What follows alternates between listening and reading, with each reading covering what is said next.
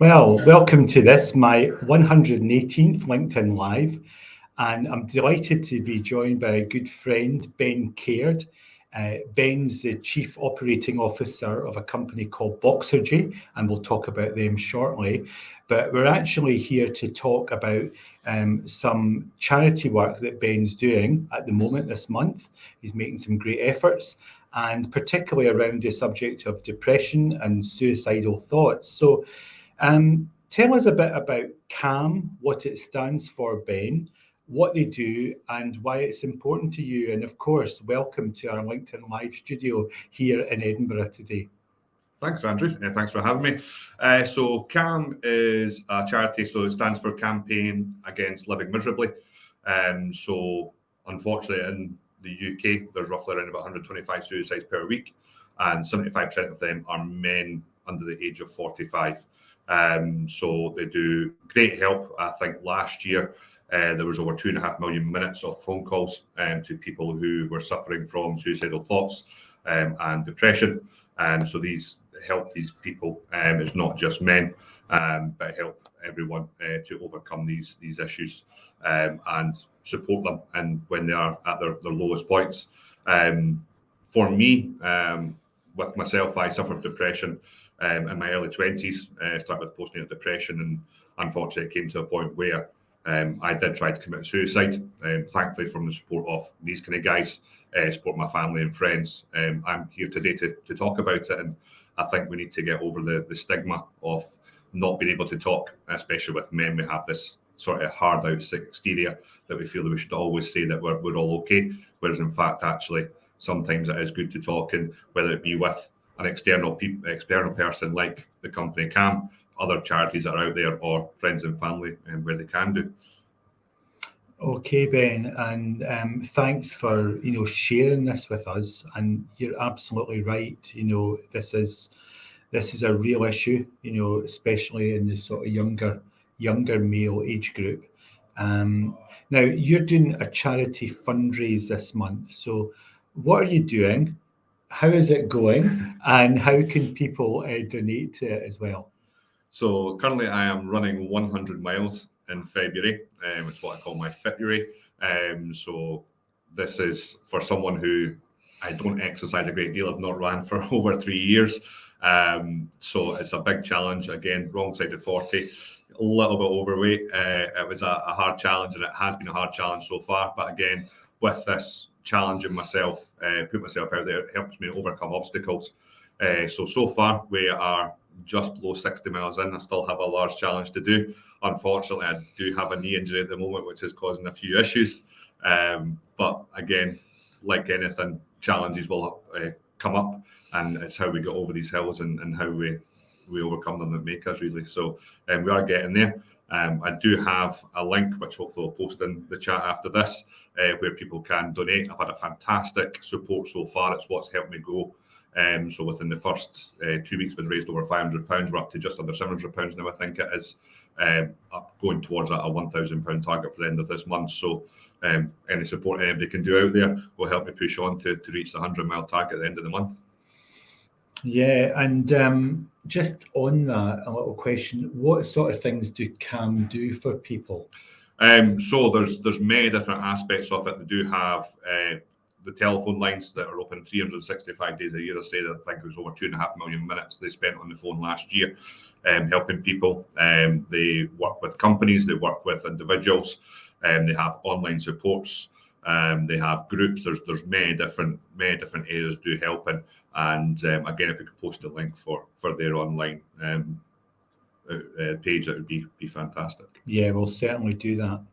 Now, running 100 miles in a month, and I know it feels like you're running out a month at the moment, but it's quite a challenge. So what do you say to middle-aged guys? I hope I can still call myself middle-aged, but what do you say to middle-aged guys who would maybe think twice about doing this? Anybody can do it, and it's just about putting a plan together. So for myself, again, I've not run for over 3 years, so my plan was to build it up very slowly, not to be hard on yourself. So I started off running, I think my first one was just over 2 miles. Next mile was 3 miles, and then we gradually build it up. You are going to have obstacles that you overcome. Again, like me, I've got a sore knee. There's been times when I've been out and after working long hours and had a hard day looking after kids and everything like that. If you can't make your total goal, then it's not a major issue. It's about getting there and doing it. Now, whether that be a 5-minute run, a little bit of exercise. Again, exercise is great for the mind, builds endorphins and helps along getting anything out of your head that may be causing issues. So for anybody, even a 10-minute walk, a 5-minute run, a 10-minute cycle will all help. Yeah, and sometimes when people are maybe feeling a bit down, it can feel like that's the last thing they want to do. Yeah. You know, it feels like easier to stay in, especially in Scotland in February. But you're absolutely right that our mood definitely gets better. You know, it's not going to make anything worse by trying to do a bit of exercise. And in fact, some of the young guys in my office have been, you know, following what you're doing, and they're saying, "Well, what about us doing this in AM Bid?" So we're going to think about it. You know, maybe setting aside a month soon that we actually, you know, have a fitness month. You know, and do it for a charity like CAM. Now, you've got my respect, Ben, for being open about the subject of depression, you know, and even that experience you had, you know, that, you know, particularly, I know it's a few years ago now, but Yeah. it was, you know, obviously a really big, you know, pivotal point in your life there. So how long have you had depression for? And how would you describe it to somebody who's maybe never suffered from it? So this goes back, it'll be close to 20 years now. So depression, it's come in many different forms. So it can be people feeling anxious, it can be people feeling that they're not worthy of what they're doing. So it can come in many different aspects. So it's hard to sort of box it into one area. So with myself, I always felt like that I didn't succeed in what I was doing. So as I say, with my depression, I started with postnatal depression, mainly down to I didn't think I was doing enough for my child and my partner at the time. And so no matter how much I tried to improve, there was always these thoughts in the back of the head that you weren't going to be good enough. Now, depression is something for me, and I think anybody who suffered from before, is not something you ever got over. It is a disease that will be there for the rest of your life. And thankfully, again, from the support that I had with my work at the time, British Gas, they were fantastic at supporting me when I was working with them. I went through a thing called CBT, so cognitive behavioural techniques, or cognitive behavioural therapy, which lets you break down your thought processes. So just give you an example, it could be something as simple as somebody would send me a message, and before I'd even replied to it, I was then thinking about the worst thing that's going to happen here. So before, you might just send a message saying hello, and I'm thinking that you're now wanting to find out why I'm doing certain things, or it's very difficult to put into words, but I would go down this sort of rabbit hole of, if I reply this, then you're going to say this, and then all of a sudden it would end up that I'm no good, so I wouldn't reply to you and I just wouldn't speak to you, and then the thoughts would come in even more. So it was very much a horrible loop that you go through. So what CBT does is it helps you break down your thoughts from the initial part to what's going to happen, and you can take it through in a stage process, which not only has helped me with my depression, but it's helped me within my family life, helped me with my children, helped me in my career. So taking this on is, even if you don't suffer from depression, it's a fantastic thing to look at and learn, just to see and how the mind actually works, and how you can break this down to improve everything in your day-to-day life. Yeah. Now, people, and I say people, but especially men, may struggle to talk about their feelings, or to go to the doctor, or to talk to a counsellor or a therapist. So what would you say to people who've not admitted to others that they are struggling with their mental health? I mean, it's not necessarily a thing that a guy's going to say always. You know, if he's standing at the pub with his mates, he might not just feel like saying it then. But yeah, I mean, talk me through why it's important for people to really be open and tell others, maybe whether it's their employer, their partner, their family, their friends? I think there's two different aspects to this. So, first of all, people may not even realize they're depressed.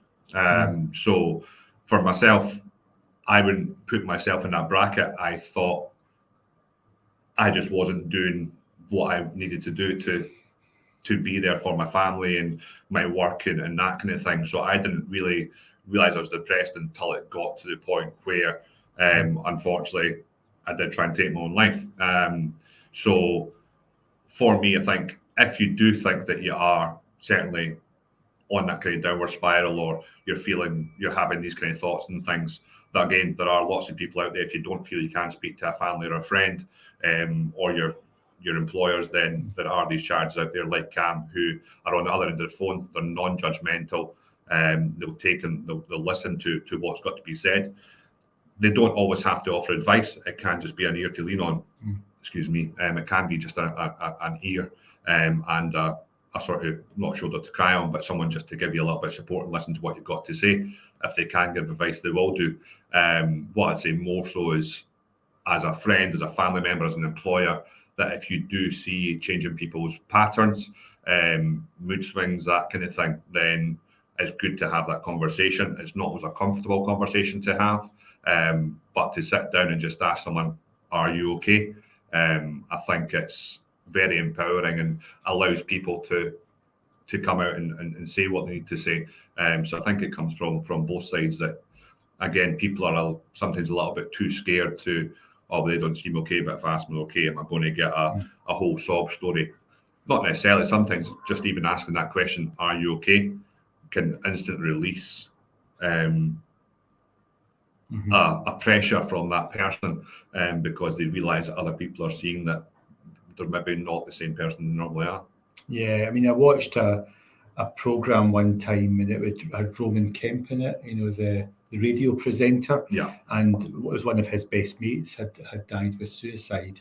And Roman wanted to really kind of look into what had happened and, the kind of lead up to it for people. And he had sort of found out that it was so important not just to say to somebody, are you okay? Because most people say, yeah, or fine, but then say, are you really okay?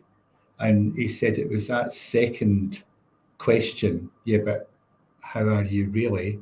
You really okay? That often got people talking.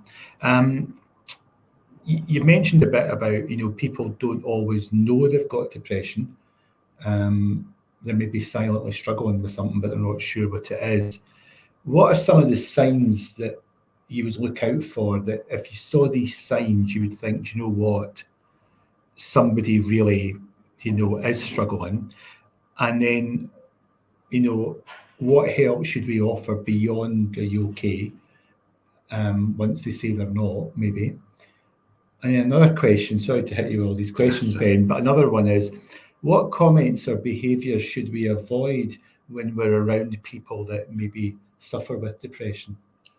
In regards to after the sort of are you okay and people's demeanours and things like that, I think certainly a lot of people, or maybe kind of tarring a lot of people with the same brush, but a lot of people who do suffer from depression pull themselves away from their natural habitat. So, for instance, I would not contact friends, I would not answer messages, phone calls, that kind of thing, whereas I was normally quite a sociable person. So that's one side where you do see that people are kind of pulling themselves away from their usual friendship groups, or they're not as involved at work and conversations and these kind of things, then that can certainly be an aspect of it. Another side of it is people who do sort of focus down really hard on one thing. So one thing I tried to do is, when I was going through it, was I would 100% focus. So I was a golfer, so I played golf 6-7 times a week to get out, because what it did was allow me to concentrate on one thing, which meant the thoughts were at the back of the head. Not the best idea, because obviously you want to try and explore these thoughts and get them out there and speak to people with it, to so they don't stew in the back of the head. But you may see people fixate on specific things. So again, there's so many different areas and different aspects of it all.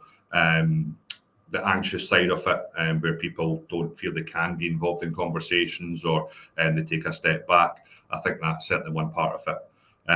In regards to things not to say to people, I don't think there really is. For me, you have to get involved in it. So you can't turn around and say, oh, you're really down today or something like that. We need to try and explore this as much as possible. So it's like anything, the elephant in the room, let's talk about it. Whether people want to talk about it, you can't force them to, but just asking, as you say, asking those questions maybe once or twice. And even if you're leaving it for a couple of days, again, similar thing, if you've sent someone a message or a phone call, had a conversation, and following up with it, how's things been going since we last spoke, and just letting people know that you're there for them. Yeah, good. And I think another thing is to always remember the person's not chosen to be like that. It's really tough for them, and sometimes as a family or friend or employer, you can feel yourself that you're suffering a wee bit because your loved one or your pal or your employee is depressed, and you wish it was different for them and for you. But it does certainly take time for people to work their way through it. And I guess how have you found then? So from the 20s to now in your 40s, are there times when it's been worse? Is it something you ever feel you're completely free of, or is it? No, I'll never be completely free of it. As I say, certainly my training in CBT helps me throughout my life. I will have fantastic times. I will still have my very down days. Where I am now is I can openly say, I'm not having a good day today. You don't know where it comes from. There's no rhyme nor reason to it. There's not a specific trigger. But there can be days where you just don't feel great, but this is where you put your techniques into play. Again, you speak to people. I've got a fantastic partner who helps me through my bad days, and even now she'll ask me questions, and some days I would be like, I'm okay, I just need to get through it by myself. And she'll leave me. There'll be other days where we'll sit and speak about it. So just again, having that support, even just so Amber will ask me, are you okay? Do you want to speak about it? Either yes or no. So if I say no, she'll leave it with me, but she'll always come back to me to make sure that I am okay. But I will have this for the rest of my life. Like anything, it is a disease.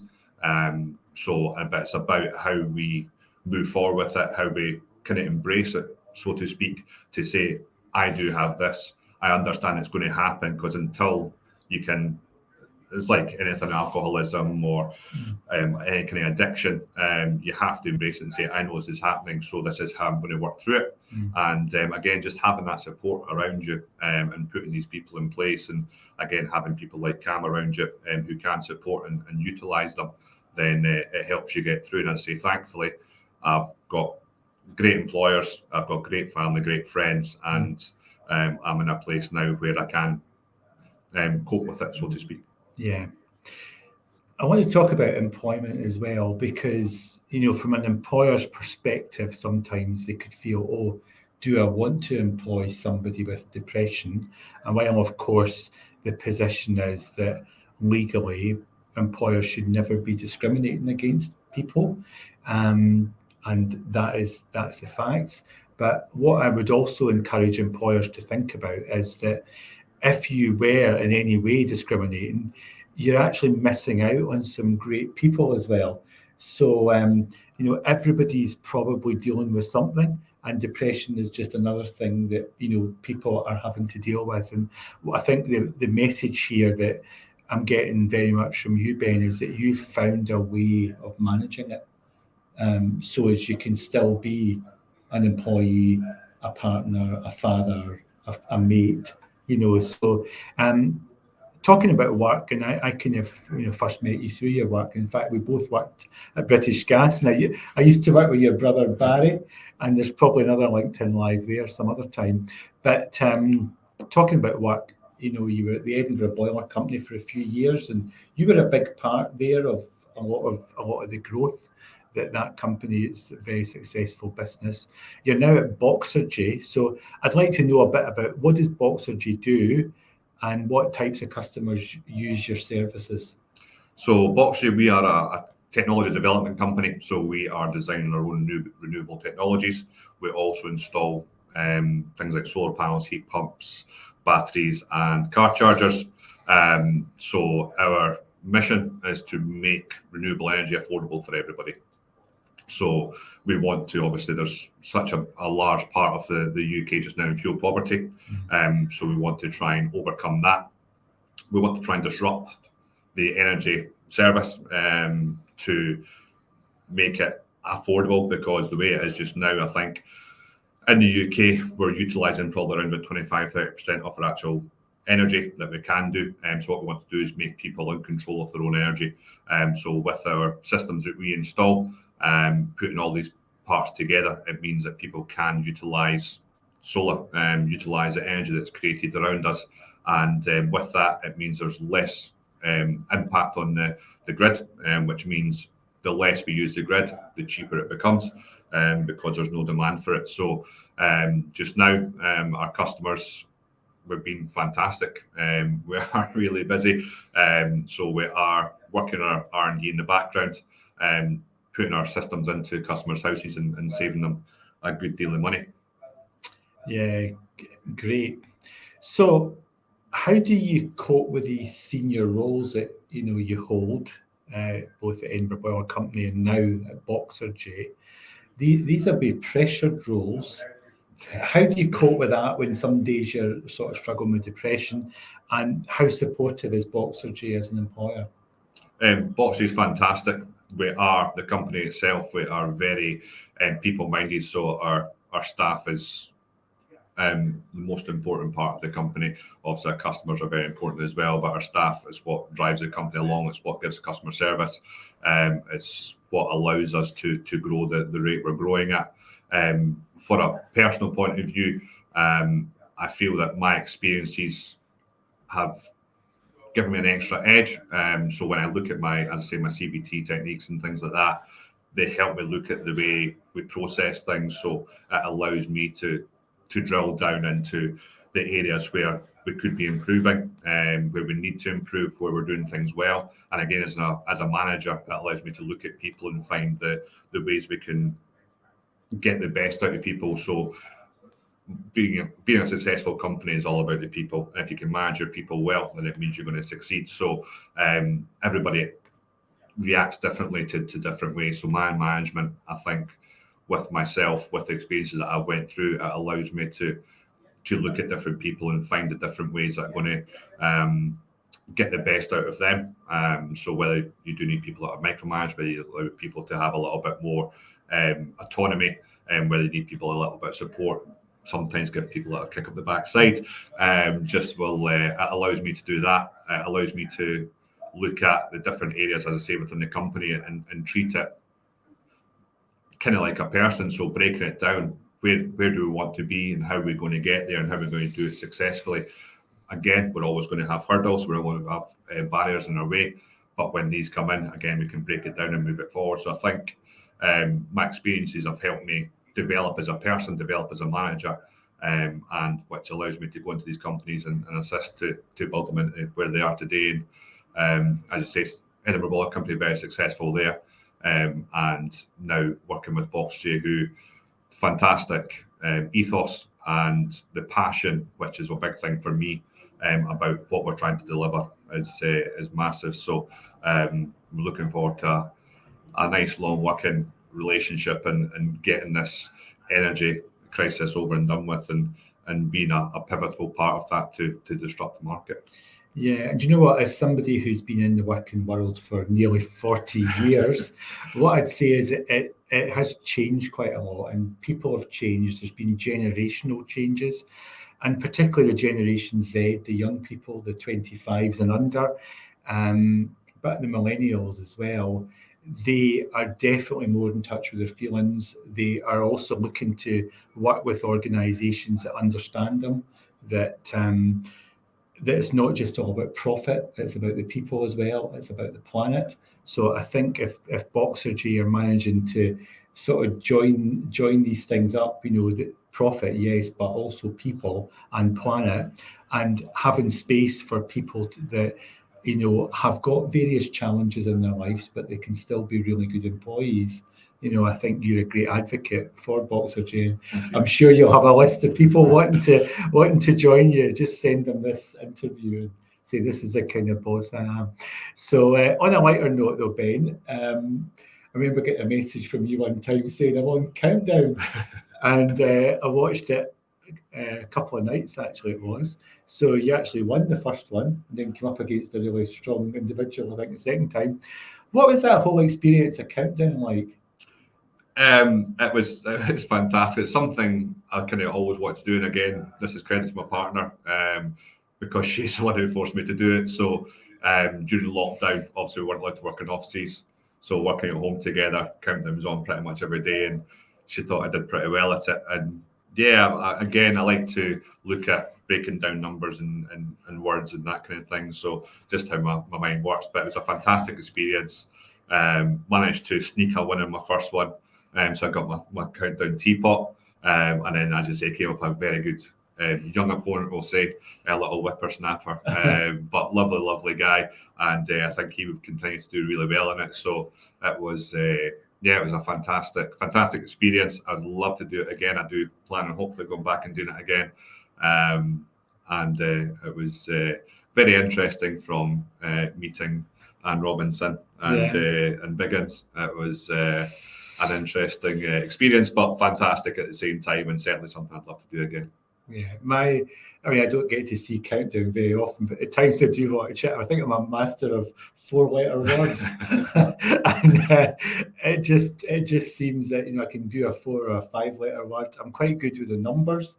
I'm quite good with the conundrum at the end, but I just can't ever seem to very often get these 6, 7, 8-letter words that you would really need to be hitting them at least a few times to be successful. But it's one of these things, the taking part will be just as much fun as whether you win or not. Yeah, without a doubt, the experience was great. It was a bit of a strange experience it was during COVID when we filmed it, so there was no audience. It was just my partner Amber that was in the audience, so it was a bit strange that way. But it was a fantastic experience. Great to meet the producers and things like that. Met Susie Dent, who's absolutely really incredible woman. So really interesting. But yeah, so I'd say something I'd love to do again. Brilliant. So I want to end just on the subject of if somebody is struggling with not just depression, but I'm now going to put it to suicidal thoughts, that it's really, really serious for them. What help is actually available to them? There's many different outlets that you can go to. So again, as you're saying, it's not just depression. There's many different routes that you can go down here. So we have things, people suffer from anxiety. There could be anything from suicidal thoughts, anxiousness, being put out, so whether it be racism, that kind of thing, where it can be affecting you, sexism, there's all these different areas obviously nowadays.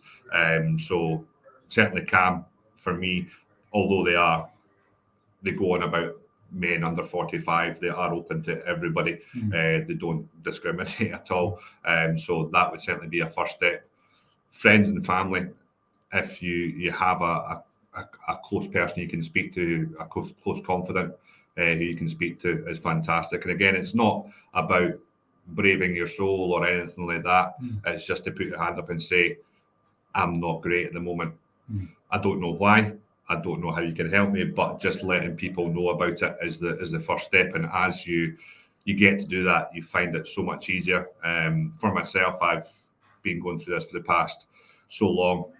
You do get to the point where you have obstacles that come across, and just something like this, I've always tried to not separate my personal life from my work life, but it's not something I've always been open about within the working industry. But I think more so we need to go on about that now. So when we do have things like this where you don't feel comfortable about it, just getting over that hurdle and speaking about it, and again seeing some of the supporting messages that are coming through are absolutely fantastic. And I think the more we speak about it, the easier it is for everybody. Great. Well, thank you very much for coming into our offices here in WeWork in Edinburgh today, Ben.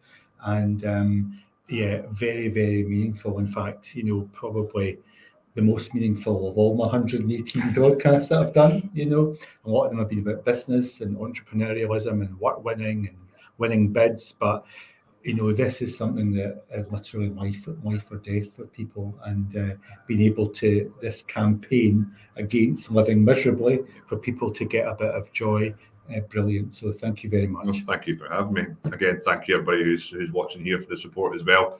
Hopefully we put the link in here. Anybody that can't afford to add a little extra to help the charity would be great. And hopefully I can get this over the line over the next 5 or 6 days. I'm sure you'll do it, but you've certainly made a great try anyway. Thanks very much, Ben. Thank you.